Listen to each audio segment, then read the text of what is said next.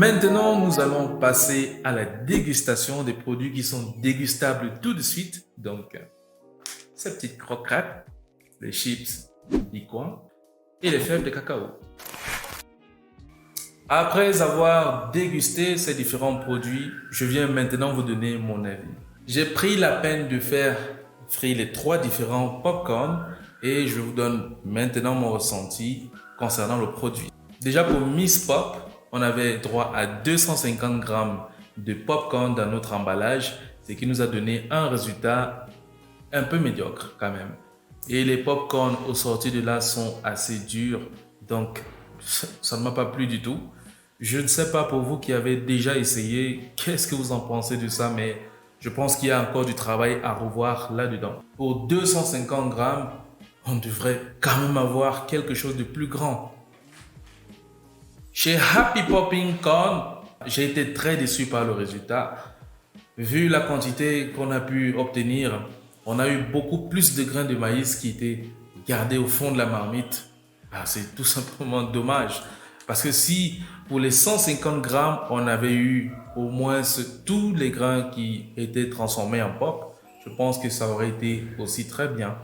Mais malheureusement, au goûter, c'est aussi dur que le premier. Et je pense que c'est un point sur lequel on peut vraiment s'appuyer pour vous demander de revoir votre produit. En troisième position pour le Roi Pop, c'est le seul qui m'a vraiment satisfait parce que même pas un grain de maïs est resté. Tous les grains sont transformés en pop et c'est vraiment génial. Pour le produit, je pourrais noter le Roi Pop à 5 sur 5, tandis que Happy Pop, lui, il pourra être à 1 sur 5 pour la qualité du produit. Et Miss Pop, je pourrais lui donner 2 sur 5.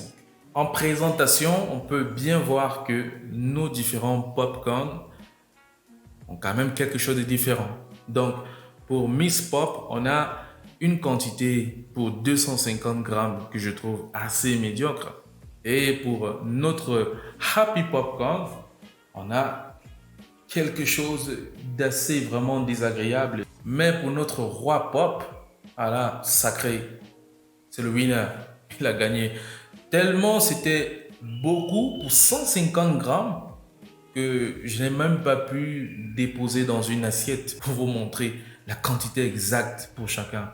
Allez les gars, sacré boulot, c'est bien. Continuez, mais n'oubliez surtout pas, il faut travailler sur le packaging. Le packaging, c'est la clé. Vous avez fait quelque chose qui est vraiment pas mal. Ce n'est pas vraiment ça. On voit, il y a des couleurs un peu de partout, mais essayez de revoir un peu.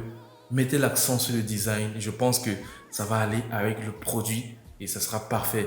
Vous pourrez vendre ça un peu de partout et je pense que ça serait aussi très bénéfique pour votre entreprise. Parlons de la dégustation sur les chips de plantain Bicoin. On voit ici qu'ils ont quand même prévu un petit sticker qui permet de sceller le produit. Et là, on va le détacher. Et là, lorsque je vais ouvrir notre paquet, on a ici un autre emballage en plastique.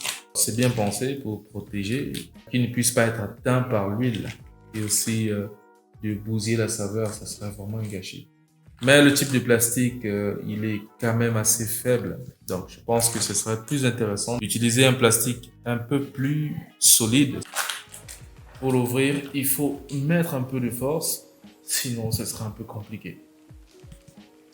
Et là, on remarque qu'à l'intérieur, on a des chips qui sont pas standards.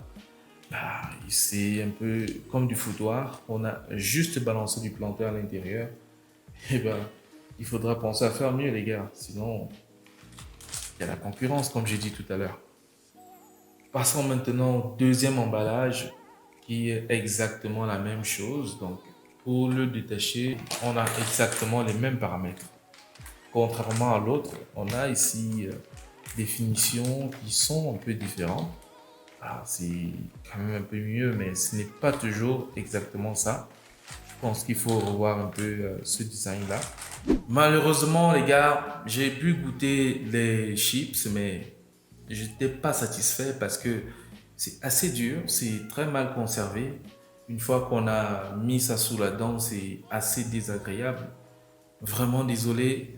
La note que je pourrais vous donner pour ces chips-là, sur 5, ce serait 1 sur 5. Donc les gars, je pense qu'il faut revoir encore ce côté de conservation de votre produit pour éviter que ça ressemble à ce que j'ai pu manger. Parce qu'on a beaucoup plus l'impression que le produit a été gardé sous le froid et puis on l'a emballé. Ce qui nous donne un résultat assez désagréable. Et c'est pareil pour le deuxième paquet.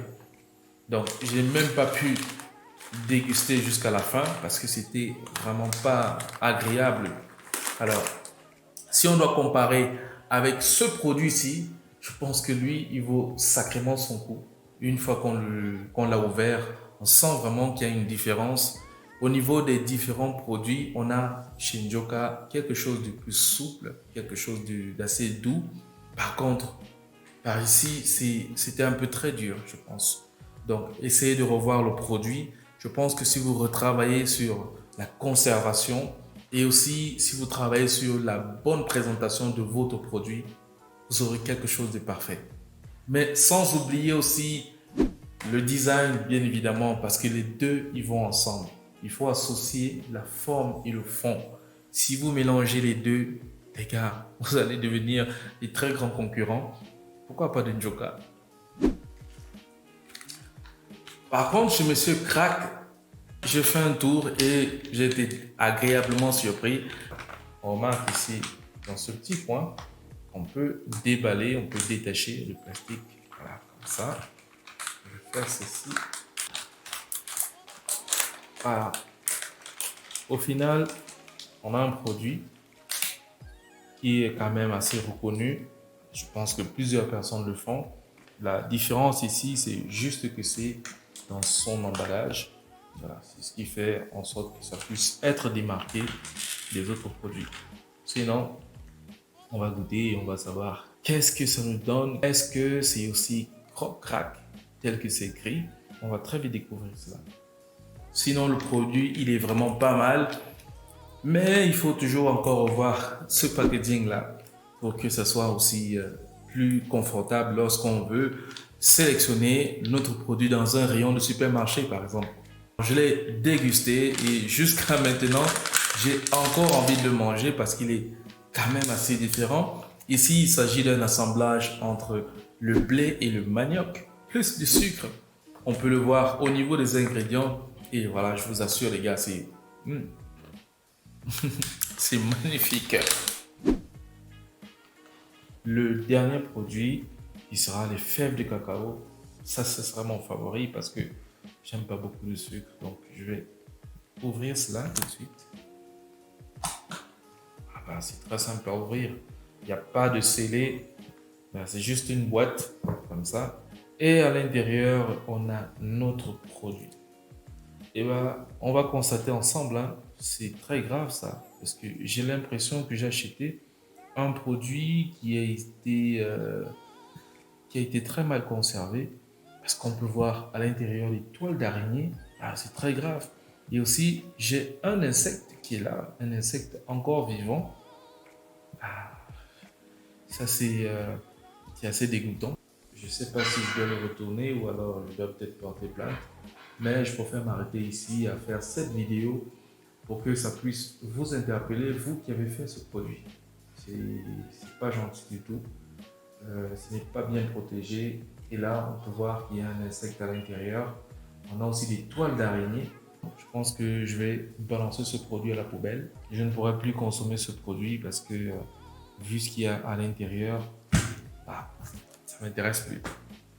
Si cette vidéo t'a plu, n'hésite pas à la commenter, la liker et surtout partage-la à toutes les personnes qui sont intéressées pour la consommation et la valorisation du Made in Cameroun. Allez, salut!